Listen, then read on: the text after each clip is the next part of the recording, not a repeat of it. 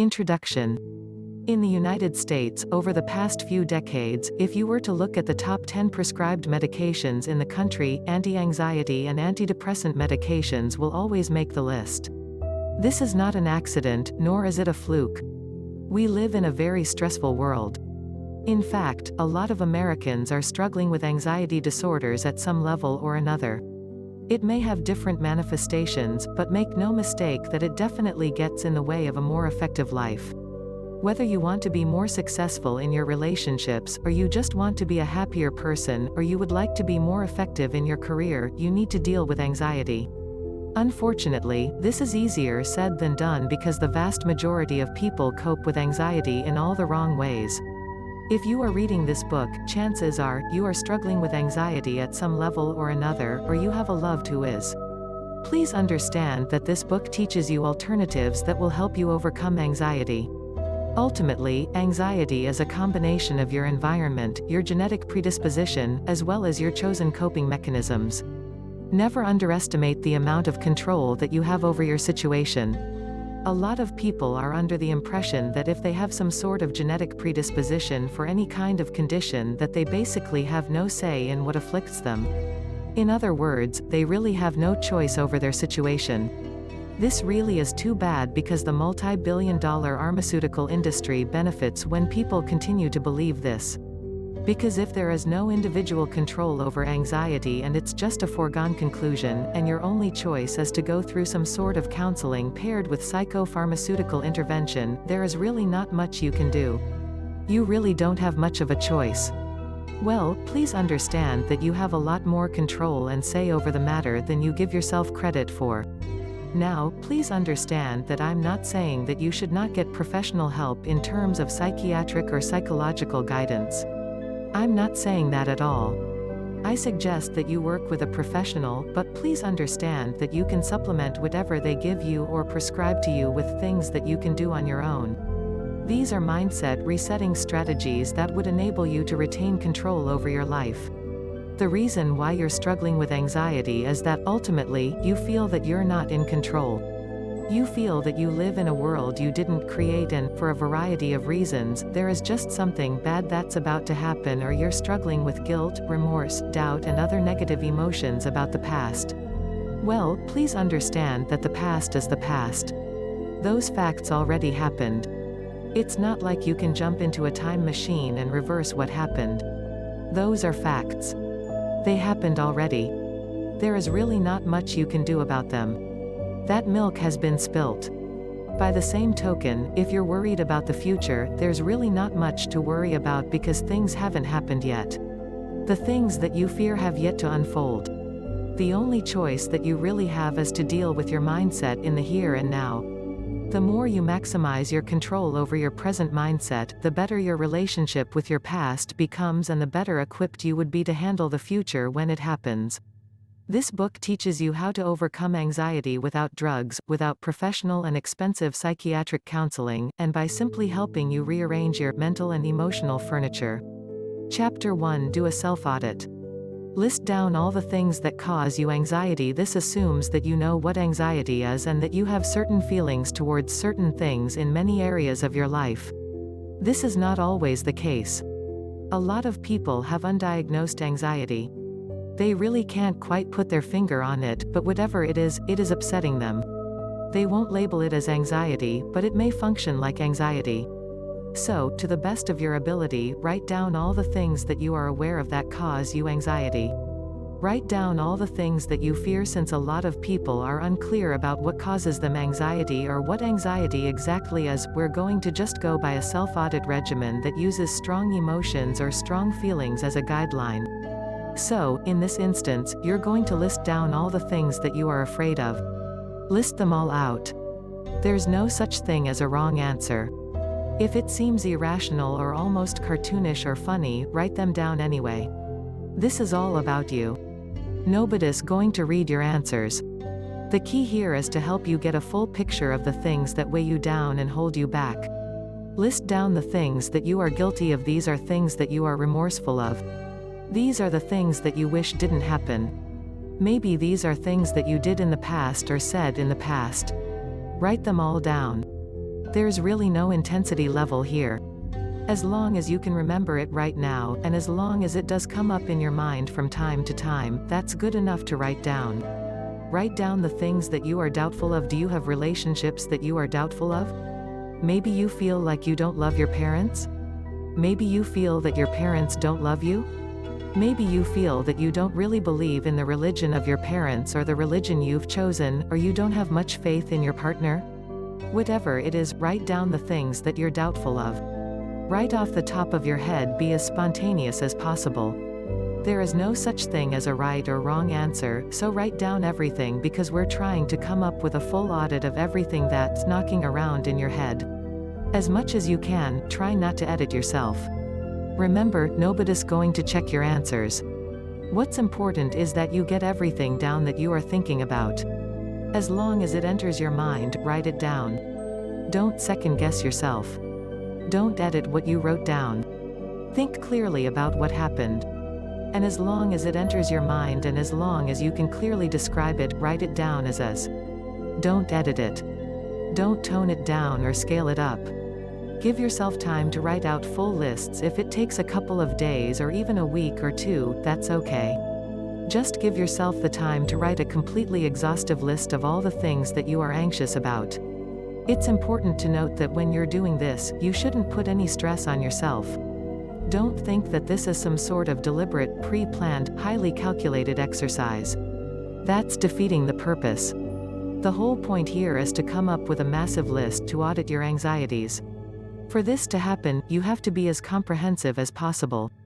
Unfortunately, when you put a lot of stress on yourself, you tend to edit yourself. You tend to highlight certain things and crowd out others. The better approach is to go about writing all these things like you're in the shower. Remember the last time you were in the shower and you came up with this idea? Well, people do that all the time. Because when they are in the shower, they're not pushing themselves to think one way or the other. They are more susceptible to genuine insight and flashes of intuition. Do that when you are doing a self-audit. Chapter 2. Prioritize your list. Rank your list in terms of intensity. Read your lists and rank them in terms of intensity. When you think about, for example, the father you never knew because he abandoned you when you were still in your mother's womb or when you were a little kid, how do you feel about that? How intense is the emotion? What kind of emotions do you feel? Do this for all the things that you have listed. This is going to take some time. It's easy to look at what you've written at face value. It's very tempting to think that if you remember certain memories as being emotionally intensive, then that's that. You might want to do things differently. Give yourself the opportunity to really feel the emotion. How intense is it? Is it consistently high? Are you sure this is not just a one-time thing? Are you sure you're not remembering a memory? Those can be quite tricky. The emotions have to flash in your mind the moment you think about these memories. You can't think about being angry in the past about that memory. That doesn't work. It has to be a first-hand emotional experience. Give yourself time to adequately gauge intensity since you're going through each item and each has its own unique emotional impact on you. Give yourself some time to do this. Think through each item on the list. Now that you have given yourself time to adequately gauge or appraise the intensity of the emotions of your memories, you need to take one extra step. This is a very important step. Avoid the tendency to read into the intensity of your emotions. In plain English, this means that the emotions have to be intense in and of themselves. The moment you think about something, intense emotions have to flash in your mind. That's how immediate it should be. Avoid thinking about situations where you're thinking about something, and then the fact that you are thinking about it and you start feeling bad about the memory, and then it starts getting really intense. The intense emotions you're feeling are not really about the memory itself, but the act of you going over the memory. Do you see the difference? One of these situations has something to do with the actual facts of the memory. The other is just your interpretation of those facts. Again, there's a big difference. Be completely honest. Please understand that you're not trying to impress anybody here. You're not trying to prove something. You're not trying to be some sort of role model. Nobody's watching. Nobody's going to see your list, so it's extremely important that you be completely honest with yourself. Because if you're not honest, or if you somehow hold back, the only person that would suffer is you. And ultimately, other people around you, namely your loved ones, will suffer as well. So be completely honest about your prioritization and ranking of these anxieties. Chapter 3. Categorize your anxiety challenges. Start categorizing with your most intense anxieties, starting with the anxieties that really get your goat. Ask yourself where they relate to. Can you come up with a broad theme that unites them? Are they things that happened in the past? Are they things that involve some sort of abuse? Are they things that you regret? Are they things that involve people you blame for a lot of what's wrong in your life? Are they things that you feel are part of your personal weaknesses that make you vulnerable? Come up with other themes. The key here to come up with a clear picture or a clear box for each list that you have. And the more you go through your list, the more these patterns will emerge. Categorize all your anxieties. This is going to take a while, but you need to categorize all the anxieties that you have listed based on the themes that you have detected. I have to admit, coming up with categories for memories and emotions that you have can be quite confusing. This is why it's a good idea to feel free to mix and match different categories. Please understand that there is no one perfect category that would fit most of your emotional experiences. Just feel free to mix and match to come up with new categories that are more descriptive. Feel free to do free association. Don't automatically assume that since a lot of people think that a certain memory has to be categorized a specific way, that that's the only way to go. When you do free association, certain pairings might come up. You may be able to identify new categories that you didn't think of before. You shouldn't feel any kind of pressure that you're just cramming all your memories or all your self-audit data into just one box. This is the key. Don't feel that you're in any kind of pressure to do this. Also, it will help tremendously if you get rid of the right way versus the wrong way mindset when classifying your emotional memories. Remember, they are yours. You have all the rights in the world to classify them in a way that makes sense to you. This is the key. Because you're doing this to help yourself. You're not doing this to impress other people. You're not doing this because it's some sort of homework assignment that will be graded. It has to make sense to you so you can help yourself with your anxiety issues. Feel free to list the same anxiety among many different boxes. Maybe it's something that happened in the past that you can't forget, and it's also a cause of regret, and it has also an abusive experience. In that case, put that experience under 3 boxes. Make notations of the intensity of the anxieties that you have categorized into themes and rank them to the best of your abilities. Rank your anxieties within each of them. This is not going to be easy because oftentimes, when we remember a traumatic incident, it's as if we got hit by a tsunami. Our emotions just get the better of us and it seems so intense.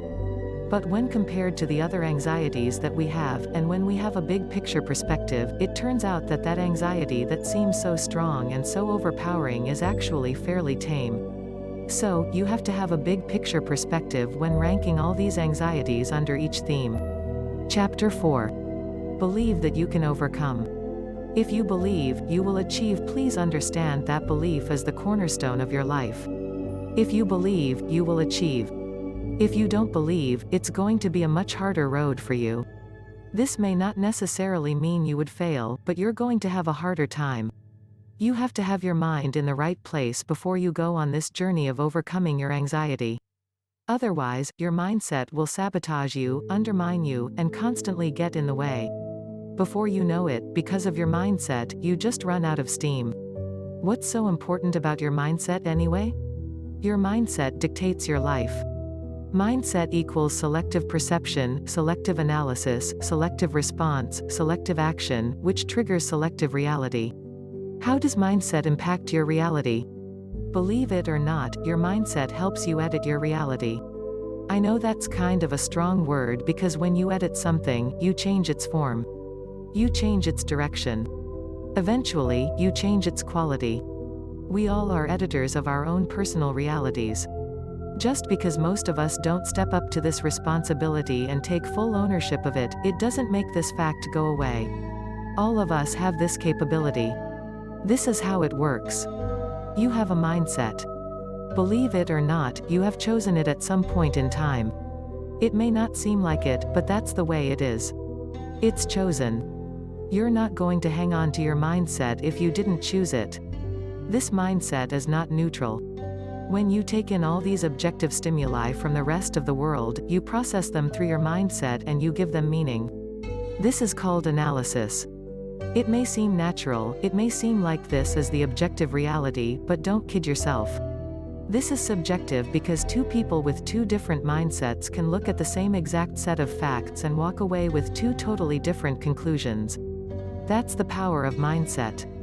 Your childhood, your upbringing, how people treated you, any kind of abuse you suffered, what kind of beliefs you have, all of these impact your mindset. And it's yours. You process reality through the lenses of your mindset, and guess what happens? That's right. Your emotional state is affected. This then leads to you responding to whatever is happening in a certain way. When you respond, this is where the world kicks in. How come?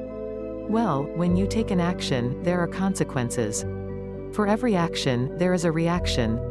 Reality works that way. This is why, when you adopt a certain mindset, whether you're conscious about it or not, you eventually end up with a certain reality. And it's all a choice. Until and unless you take full ownership of this, then you will continue to be the person who keeps asking, what happened, instead of the person who makes things happen. Your life is the product of your mindset. You have to take responsibility of your life. The fact that you are under a tremendous amount of anxiety and you're feeling guilty over certain things or you feel ashamed of certain things is because, ultimately, of your choices. Now, please understand that I'm not blaming the victim here. Maybe somebody did sexually abuse you, maybe you were the victim of a crime, maybe other people had it in for you and did you harm, but that's not the point. The point is, how you responded to those events is your responsibility, because the same traumatic thing can happen to two totally different people, and they can have two totally different responses. I know this is a simplification, but this is the truth. Your mindset plays a big role in how you perceive the world's stimuli. Your mindset plays a role in how you perceive and accept reality. You have to take ownership of this. You have to boldly proclaim, with no ambiguity, and with full honesty and sincerity, that you chose your life.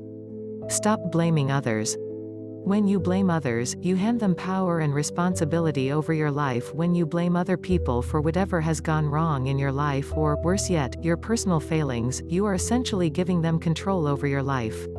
Think of it this way: if your father abandoning you as a child, or your mother abusing you when you were little, caused all your problems, who, ultimately, can fix them?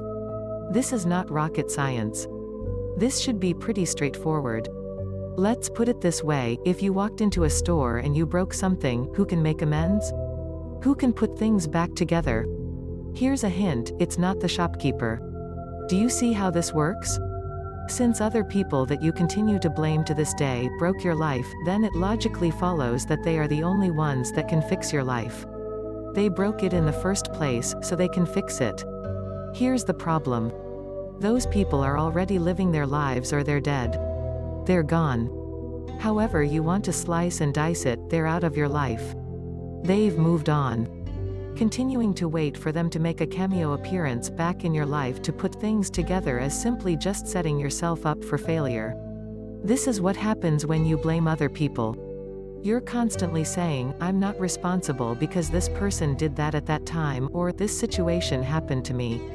Well, this is the most powerless thing you could ever do to yourself, because you are putting the solution to whatever is wrong with your life in the hands of people or situations that you cannot control. It's bad enough trying to change yourself. Can you imagine trying to change other people? Can you imagine trying to talk them into coming back into your life and repairing your life? Fat chance. They've moved on. They've changed. You have to take responsibility. You have to take ownership. You have to take the initiative.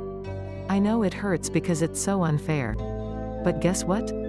Life is unfair. You have to make that step. You have to take ownership of your life by saying, it may not be my fault that this happened, but it is my responsibility to myself that I accept how I process this information. In other words, you stop blaming others and you take full ownership and responsibility over what's going on with your life. Chapter 5: The future begins with me. You have to commit yourself to changing your mindset. If you change your mindset, everything that I'm going to discuss involving overcoming anxiety is possible and highly probable. You would be well equipped to do the emotional and psychological heavy lifting needed to effect profound change in the way you perceive reality, in the way you carry yourself, as well as how you get along with others. In other words, you get a shot at living a new, more victorious life. But it all begins with your decision to change your mindset. How important are decisions? You have to understand that there's a big difference between actually deciding and thinking about making a choice. Too many people confuse the two. They think that they're making a decision when what they're really doing is that they are thinking about making a choice. They are not quite there yet. They're still weighing a lot of things. They're still considering a wide range of factors. But in their heads, they've already come to a decision.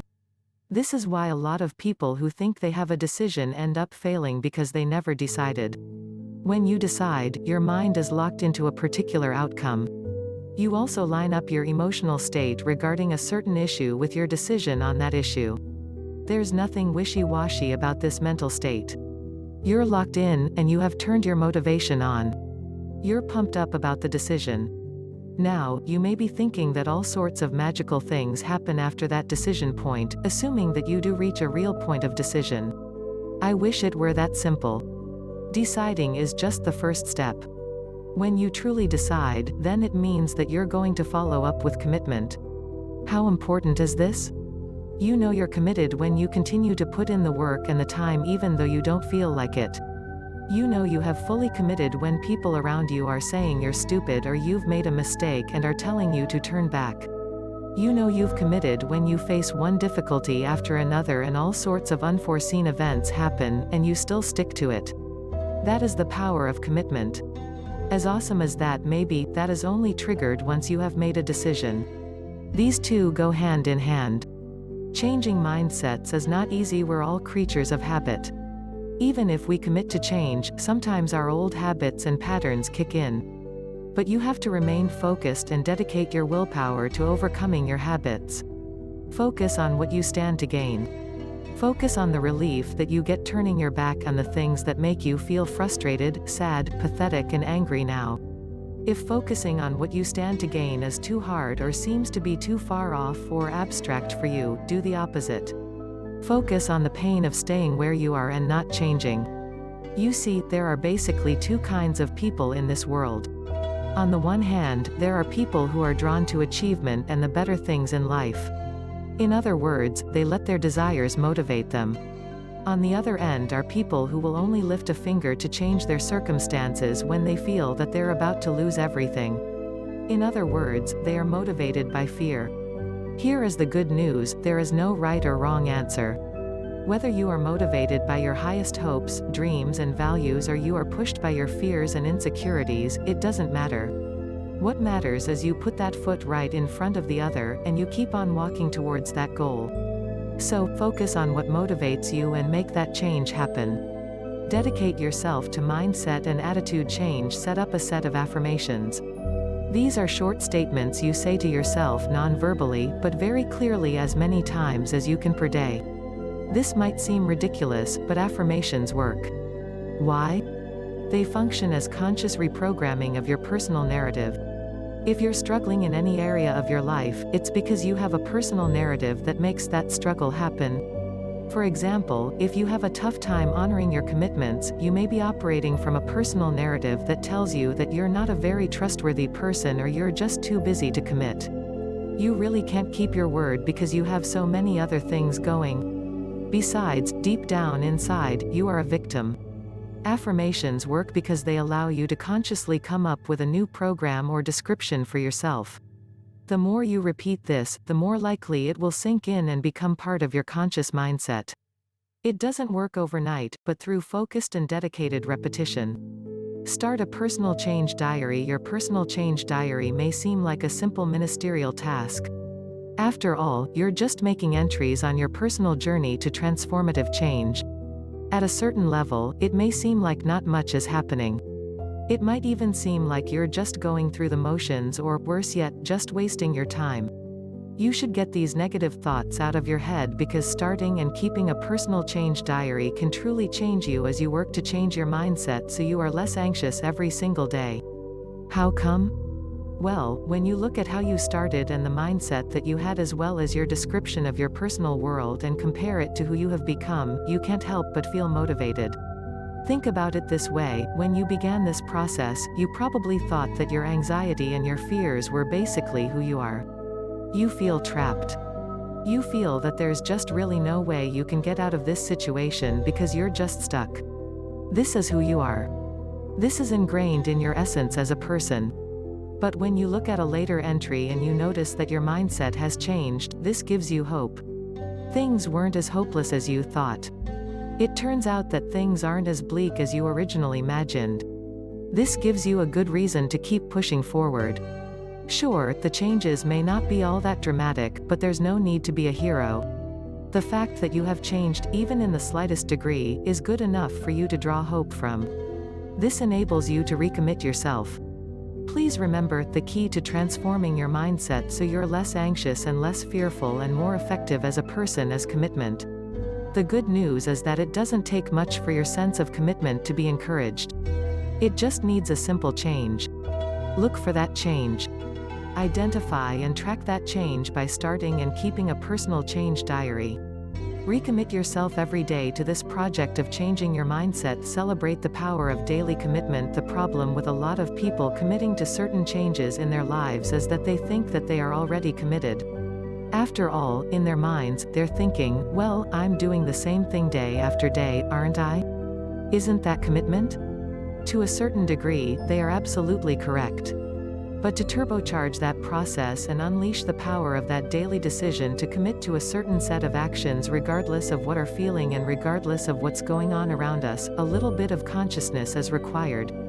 By simply saying to yourself, I am committing today, and then the next day saying the same thing and meaning it, you line up your conscious capabilities with your habitual side. This gives you more power. This also reawakens or reminds you of your sense of purpose. Remember, you're trying to change your mindset. You're trying to do something that is very difficult to do. It usually takes a tremendous disaster for people to change their mindset, or something unbelievably good. Outside of those fairly rare circumstances, people stick to their mindset. You're working on something grand. Accordingly, you have to be as conscious about the process as possible so you can attack it with full power. Challenge your mindset every day. Hanging out with difficult people is annoying and can seem like a waste of time. But it can also be a tremendous opportunity to test whether you're making progress in changing your mindset. Remember, you're not changing those people. That's not the point. The point is whether the people who used to throw you off or upset you no longer do, because that's the only way you would know if you are really making changes. You can give yourself all sorts of affirmations, and you can think of all sorts of warm and fuzzy images about the change that you are trying to achieve, but until you actually pull it off in situations that normally emotionally challenge you, you're not really making progress. So, find those challenges. I know that most people would find these situations very difficult, even toxic, but that's precisely why you need to seek them out, because they really push you to the limit. You're not going to grow without pain. You're not going to grow without challenges. It's going to be very hard for you to change unless you put yourself in a situation where you're not comfortable. List down the changes in your mindset. Have you stopped automatically blaming others? Have you stopped automatically blaming yourself and feeling guilty? Are you more proactive? Are you more likely to assert yourself? Are you more likely to speak your mind? What changes do you see? If you don't see enough changes, then challenge yourself more. Put yourself in situations that would normally irritate you, hurt you emotionally, and see if you can withstand and overcome. Remember, this is trial by fire. Because baby steps are not going to cut it for most people. They hold back and they stop growing. You're going to have to commit yourself to this. Victory is all about consistency and constancy. It doesn't really matter how many times you think you've failed. What matters is that when you get knocked down, figuratively speaking, you spring back up.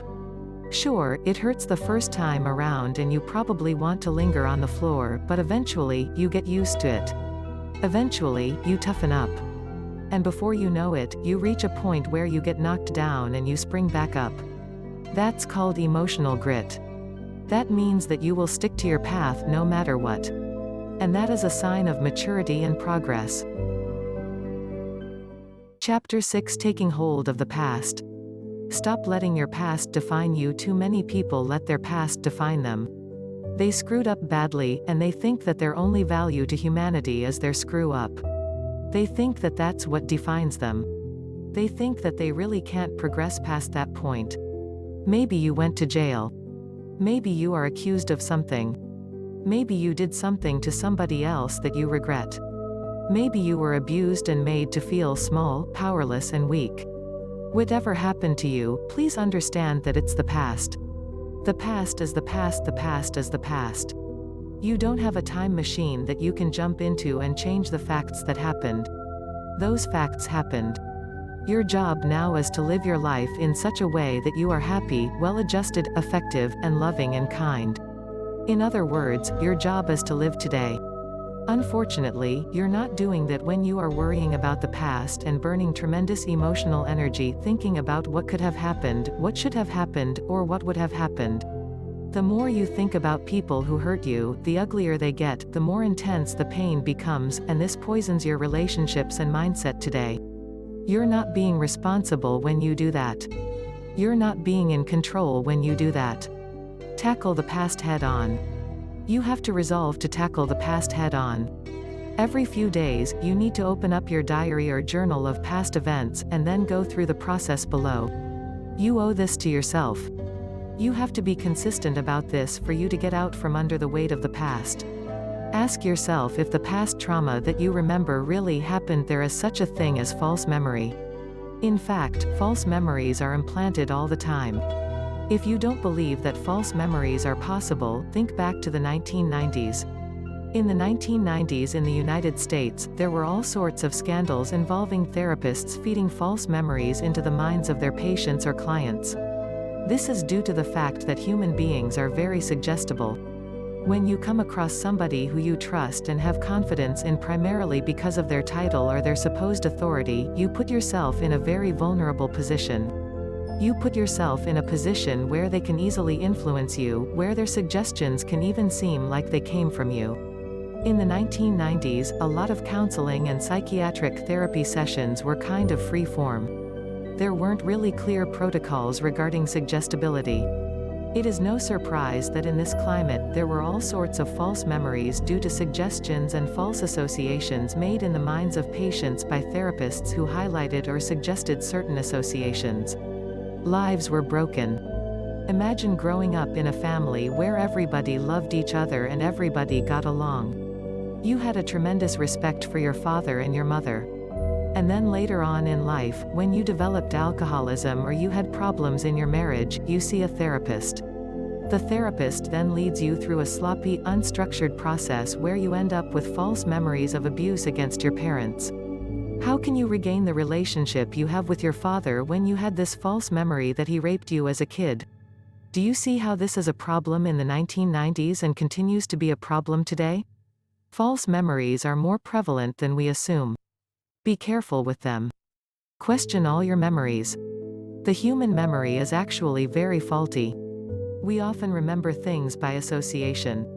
When we come across somebody or an event that somehow gets associated with things that we remember in the past, our memory gets jumbled up and we come up with a completely new story. It turns out that what we thought was true is very far from it. So, ask yourself, when you're looking through all these past traumatic events that you have prioritized in your diary, did they really happen?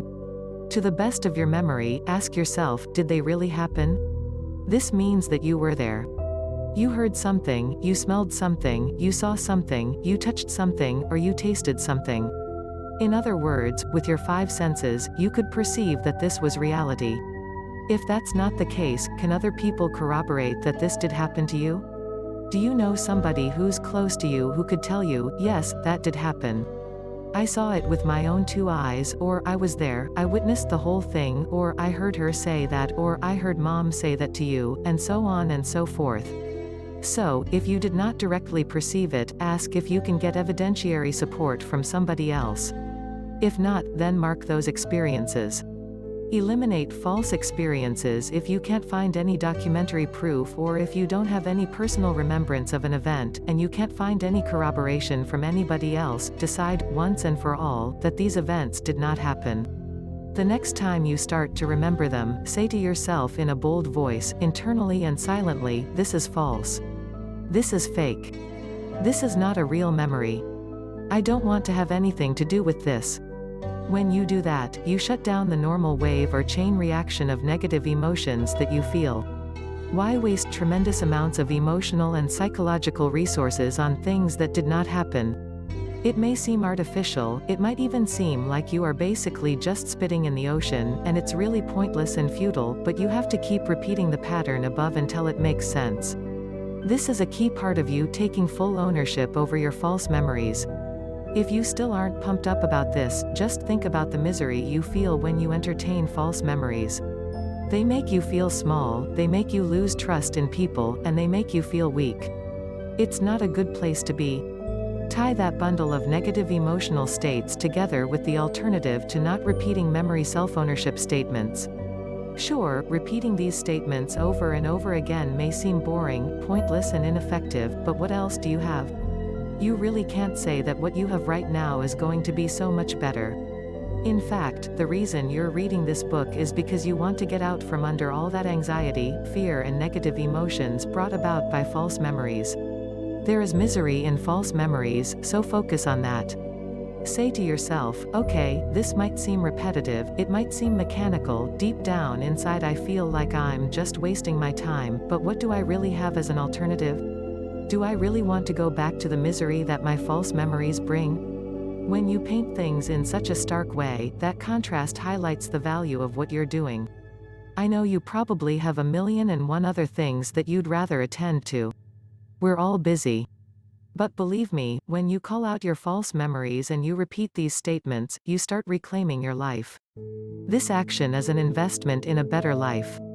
This is not denial. Please understand that you are not practicing denial. You're not sweeping an elephant under the rug. Instead, you're being rational.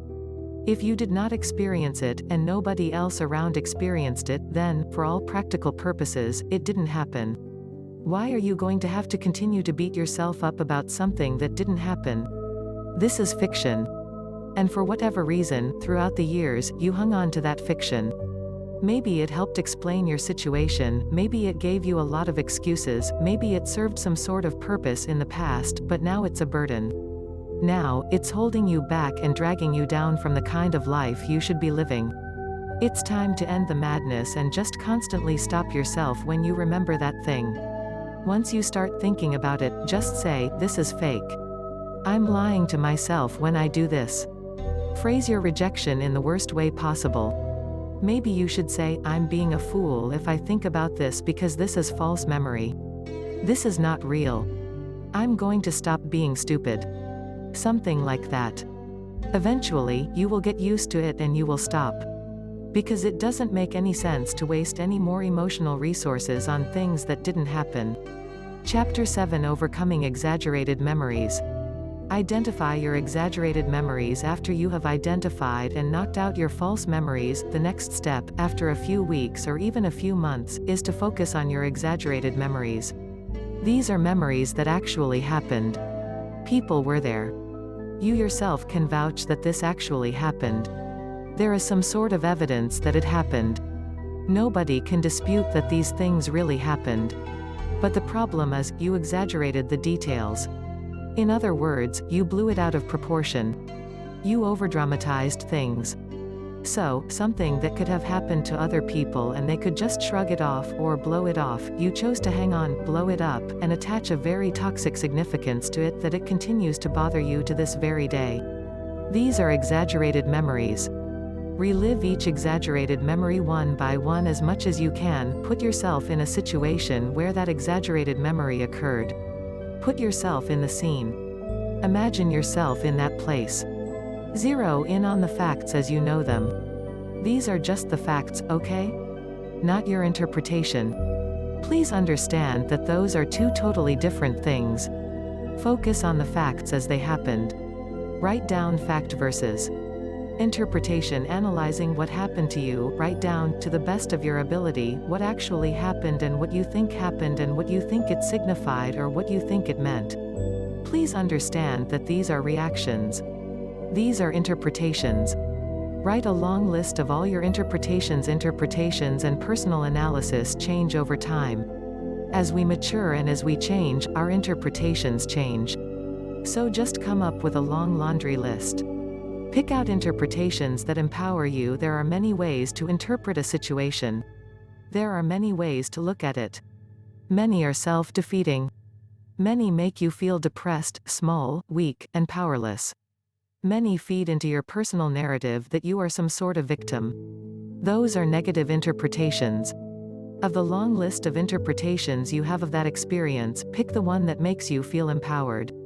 These are interpretations that make you feel like you're somebody, that you have some sort of control of your life, or that there is some sort of tomorrow. In other words, there is an out or an opportunity for hope. Those are positive interpretations. Kill your negative interpretations by understanding their nature. Look through your negative interpretations of the past memories and just ask yourself, am I overblowing these? Am I just exaggerating them? Am I just reading too much into these? Because whatever it is that I am reading into of what happened to me, it's not helping me now. This interpretation is not doing me any big favors. So, use this analysis to clean out your list of interpretations of events that actually happened. What's left are empowering interpretations. Play up your empowering interpretations. As long as your empowering interpretations are based on actual facts, you are not engaged in self-deception, self-hypnosis, or any such thing. Instead, you are basing your interpretation on fact. But you need to look at your positive interpretations and be clear about them. Are they directly related to the experience? Do they flow directly from the experience? If they do, then amplify them. Because you have to understand that if you went through a negative experience, that can be a breakthrough moment. Instead of something that can make you feel small, weak, powerless, ugly, repulsive, dumb, stupid, unwise, foolish, or whatever, you can use that experience as something that is a breakthrough to personal power, autonomy, strength, wisdom, beauty, transformation and hope. It's all about perspective. But you have to base that transitional perspective from merely positive or merely okay to very positive on facts. So, go back to the facts of those experiences and say, for example, my father left my mother before I was even born. This experience enabled me to be a more independent person, to be always grateful for what I had, and to work hard for everything that I have. If this sounds familiar, this is the LeBron James story. Do yourself a big favor, look at what happened, and look at the victory there by looking at the positive impressions that you have in making those shine. Emphasize those. Test your change of mindset by constantly thinking of exaggerated memories. When you think of these exaggerated memories, automatically focus on the positivity. Automatically focus on the sense of empowerment that you feel. Eventually, it becomes a habit. Because previously, when you think about these memories, you blew them out of proportion in a very negative way. You felt crappy. You felt weak. You felt nasty. Now, you feel good. But it's still the same basic facts. But you have to understand that what doesn't kill you makes you stronger. Sure, it may seem devastating at that time, but it was actually the push that you needed. For example, a girl that was told by her mother that she's ugly grows up to be a supermodel. Why? Because she wanted to prove her mother wrong. She didn't have the luxury of everybody telling her she's beautiful, so she learned how to become more confident based on other things that enhanced her natural beauty. Let's get one thing clear. There are all sorts of people in this world who will just have it in for you. For whatever reason, you rub them the wrong way and they have resolved to make your life hell. At the very least, they're going to tell you that they don't like you. Fair enough. The truth is, just because other people say certain words or actions to harm you, it doesn't necessarily mean that they will harm you. To paraphrase Eleanor Roosevelt, nobody in this world can make you feel lousy without your permission. Whether you feel inferior, ugly, repulsive, dumb, flawed, scummy, shameful, it doesn't matter. All of these are interpretations. You don't have to accept their gift. You don't have to allow them to reach you because ultimately, you are in control. Either you're in control or they're in control. Do you see the stark choice? Take control. Take ownership. It may not be simple, it may not be easy, it definitely may not be comfortable, but it's absolutely crucial. Chapter 8: Practice Mindfulness. You have to adopt some sort of mindfulness practice to change and always be aware of your mindset. Mindfulness enables you to zero in on the present moment. You're not bent out of shape about the past, and you're not weighed down by the anxiety of the future. Instead, you are focusing on what's happening right here, right now. You're focusing on reality as it unfolds. Different models of mindfulness for different people. Different people have different preferences as far as their mindsets are concerned. Some people do well with certain types of meditation and mindfulness practices, others do less as well. The key is to avoid thinking that there is some sort of one-size-fits-all mindfulness solution for you. Instead, cycle through and experiment with the different mindfulness options I'm going to give you below. Please understand that this is not an exhaustive list. There are many different variations to these, as well as many different unique ways of achieving mindfulness. I'm just giving you these as a sampler. Once you get used to these techniques, or you pick one and it works for you, you might want to take things to the next level and explore other related mindfulness or meditation options. Present observation meditation. This method is also known as single object observation. When you practice present observation meditation, all you're doing is looking at an item in front of you. That's all you're doing. What makes this type of meditation or mindfulness practice so powerful is because you pour all your sensory effort at that object. When you're that focused on the texture, the color, the shape, and all other descriptive dimensions of the object in front of you, you're not thinking about past childhood trauma. You're not thinking about the things that you normally worry about. You're definitely not feeling any anxiety. Instead, you just allow your mind to focus all its power on something that exists in front of you, right here, right now.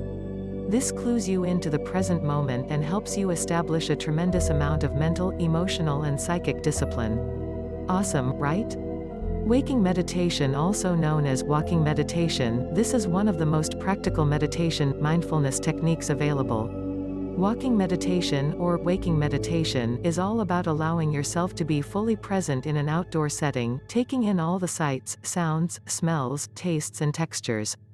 In other words, you're allowing yourself the full opportunity to be fully alive in a particular point in time and in a particular place.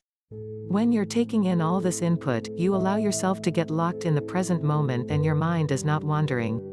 You're celebrating life and time within a tight space. Sure, you're walking, but your point of focus walks with you. This is a great way of taking full ownership of your surroundings mentally. This builds a tremendous amount of discipline because you're constantly shifting your focus. It also allows you to be out and about and commune with Mother Nature, but at your own terms. So, this is a very powerful form of meditation exercise. And it's also very practical. You're not locking yourself behind closed doors, you're not assuming the lotus position, and you're not even closing your eyes. Instead, you're out and about out there, completely living your life. Transcendental meditation. This technique uses a silent mantra. Transcendental meditation has a scary ring to it because of the word transcendental. A lot of people are not all that comfortable with religion. It doesn't sit well with them. I understand. Fair enough. But please remember that transcendental meditation uses a silent mantra that doesn't mean anything. Mantra, in the Buddhist or in the Hindu tradition, is supposed to mean something. This is not one of those.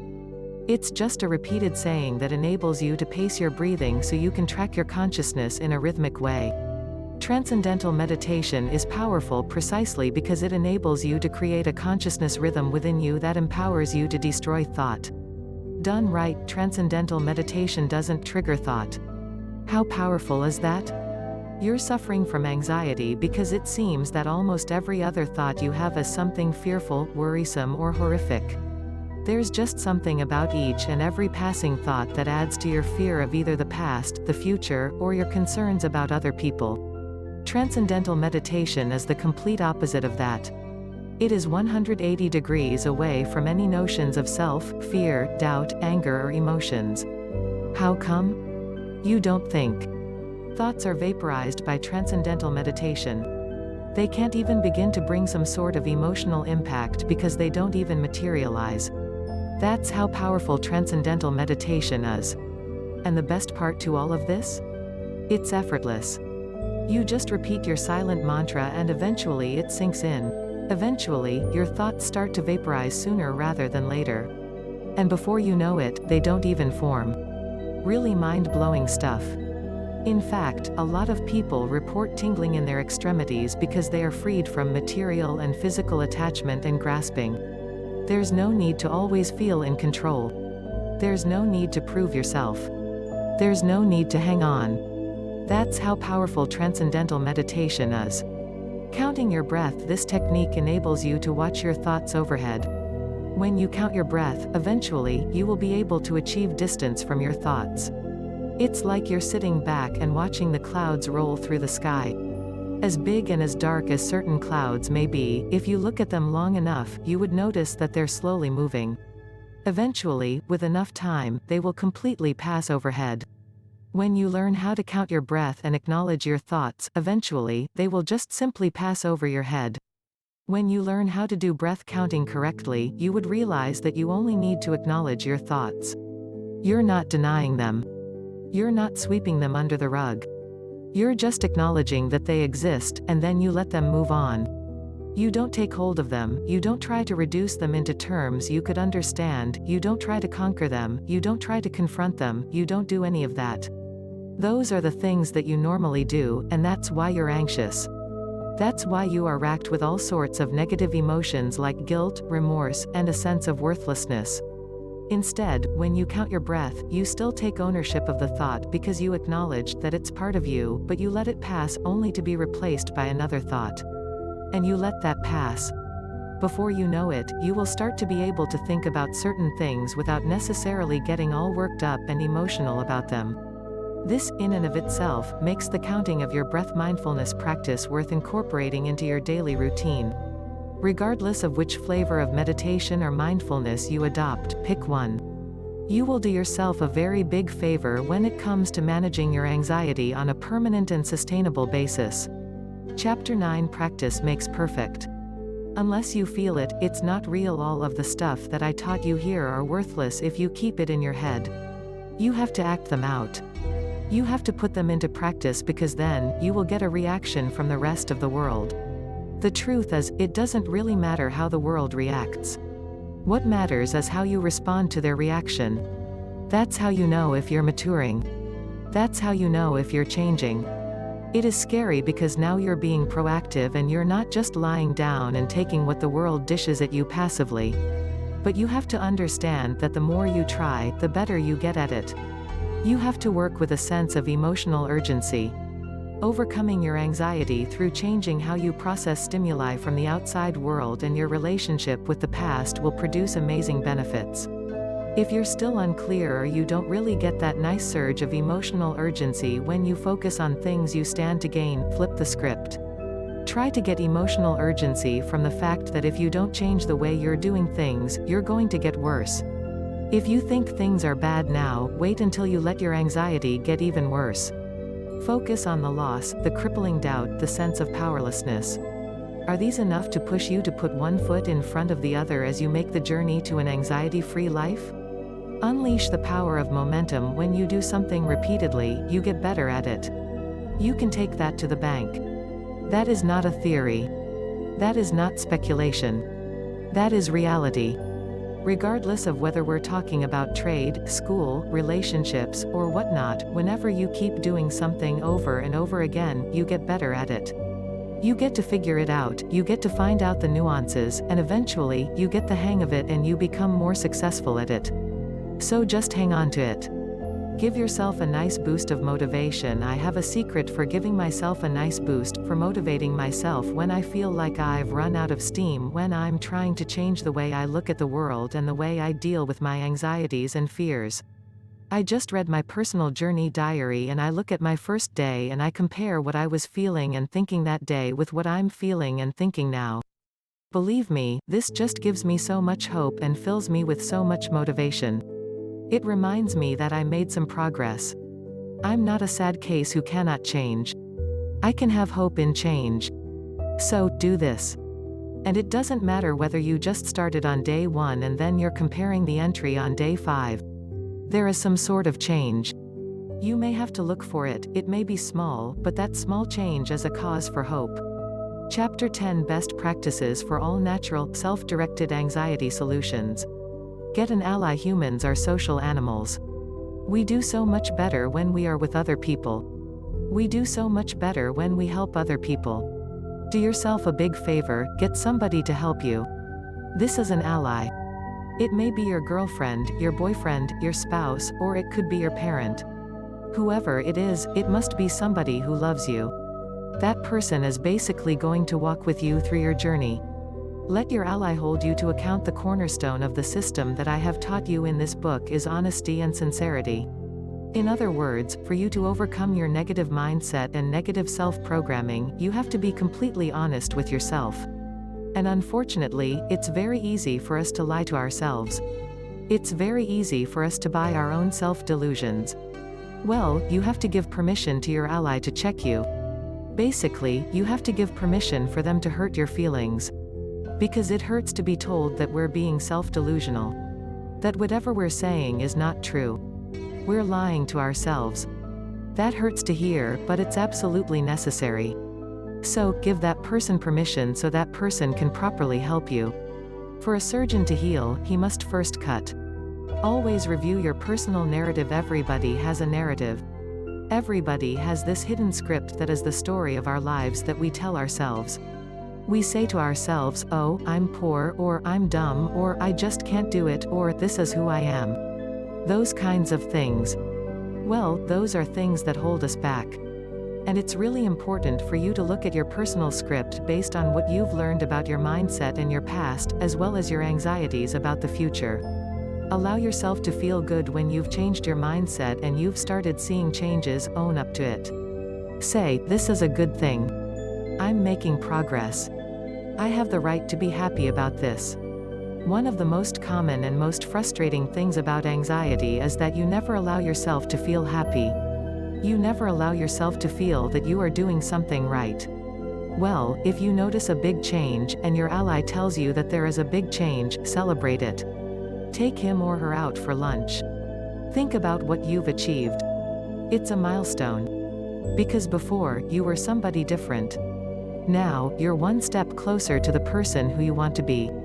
Conclusion. The information that I've given you in this book is worthless if you don't put it to use. You have to take action on these materials. You have to take action today. You have to commit to it.